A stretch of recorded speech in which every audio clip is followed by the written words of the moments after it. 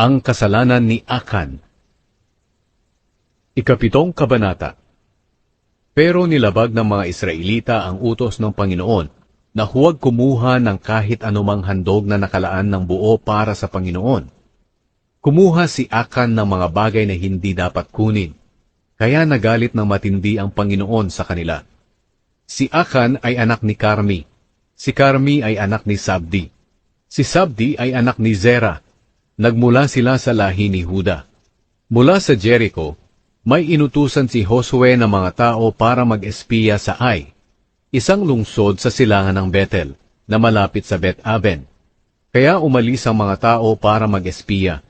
Pagbalik nila, sinabi nila kay Josue, "Hindi kailangang lumusob tayong lahat sa Ai, dahil kaunti lang naman ang mga naninirahan doon. Magpadala ka lang ng 2,000 o kaya 3,000 tao para lumusob doon." Kaya 3,000 Israelita ang lumusob sa Ai, pero napaatras sila ng mga taga-Ai. Hinabol sila mula sa pintuan ng lungsod hanggang sa Shebarim, at 36 ang napatay sa kanila habang bumababa sila sa kabundukan. Kaya naduwag at natakot ang mga Israelita. Dahil sa lungkot, pinunit ni Josue at ng mga tagapamahala ng Israel ang mga damit nila, at nilagyan ng alikabok ang mga ulo nila, at nagpatira pa sila sa harapan ng kahon ng kasunduan ng Panginoon hanggang sa gumabi.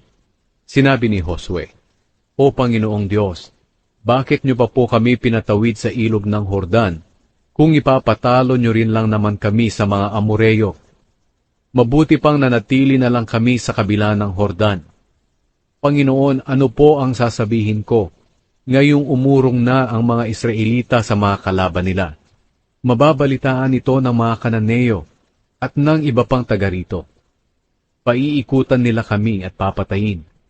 Ano po ang gagawin niyo alang-alang sa dakila niyong pangalan?" Sinabi ng Panginoon kay Josue, "Tumayo ka. Bakit ka ba nakadapa? Nagkasala ang Israel. Nilabag nila ang kasunduan ko. Kumuha sila ng mga bagay na nakalaang ihandog ng buo sa akin. Ninakaw nila ito. Nagsinungaling sila tungkol dito, at isinama nila ito sa mga ari-arian nila. Ito ang dahilan kung bakit hindi sila makalaban sa mga kaaway nila. Natakot sila at tumakas, dahil sila mismo ay lilipulin din bilang handog sa akin. Hindi ko na kayo sasamahan kung hindi ninyo wawasakin ang mga bagay na nakalaang ihandog ng buo sa akin. Tumayo ka, at sabihin mo sa mga tao na linisin nila ang kanilang sarili para bukas. Dahil ako, ang Panginoon na Diyos ng Israel ay nagsasabi, O Israel, may tinatago kayong mga bagay na nakalaang ihandog ng buo sa akin. Hindi kayo makakalaban sa mga kaaway nyo, hanggat nasa inyo ang mga bagay na ito. Kaya bukas ng umaga, humarap kayo sa akin ayon sa inyong lahi. Ang lahing ituturo kong nagkasala ay humanay ayon sa angkan nila. Ang angkan na ituturo kong nagkasala ay humanay ayon sa pamilya nila. At ang pamilyang ituturo kong nagkasala ay humanay, bawat isa. Ang taong ituturo ko na nagtago ng mga bagay na nakalaang ihandog ng buo sa akin, ay susunugin kasama ng pamilya niya at ng lahat ng ari-arian niya, dahil nilabag niya ang kasunduan ko at gumawa siya ng kahiyahiyang bagay sa Israel. Kinabukasan, maagang pinalapit ni Josue ang mga Israelita ayon sa lahi nila, at napili ang angkan ni Huda. Pinalapit ang lahi ni Huda, at napili ang angkan ni Zerah. Pinalapit ang angkan ni Zerah, at napili ang pamilya ni Sabdi. Pinalapit ang pamilya ni Sabdi at napili si Akan. Si Akan ay anak ni Carmi.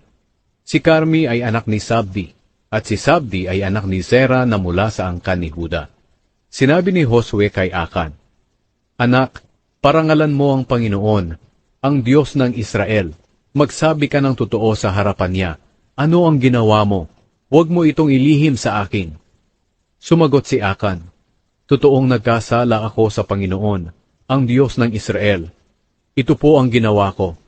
Sa mga bagay na nasamsam natin, may nakita akong isang magandang damit na mula sa Babylonia. Pilak na mga 2 kilo't kalahati, at isang baretang ginto na may bigat na kalahating kilo. Naakit ako sa mga ito kaya kinuha ko. Ibinaon ko ito sa lupa sa loob ng tolda ko. Ang pilak ang nasa pinakailalim. Kaya nagsugo si Josue ng mga tao. At patakbong pumunta ang mga ito sa tolda ni Akan. At nakita nga nila roon ang mga bagay na ibinaon. Ang pilak ay nandoon nga sa ilalim nito. Dinala nila ito kay Josue at sa lahat ng mga Israelita at inilapag sa presensya ng Panginoon. At dinala ni Josue at ng lahat ng mga Israelita si Akan sa lambak ng Akor, pati ang pilak, damit, isang baretang ginto, ang mga anak niya, mga baka, mga asno, mga tupa, tolda at ang lahat ng ari-arian niya. Sinabi ni Josue kay Akan, "Bakit mo kami ipinahamak? Ngayon, ipapahamak ka rin ng Panginoon." Binato ng mga Israelita si Akan hanggang sa mamatay. Binato rin nila ang pamilya niya at sinunog ang lahat ng bangkay at ang kanyang mga ari-arian. Pagkatapos, tinabunan nila si Akan ng mga bato. Nandoon pa ang mga bato hanggang ngayon.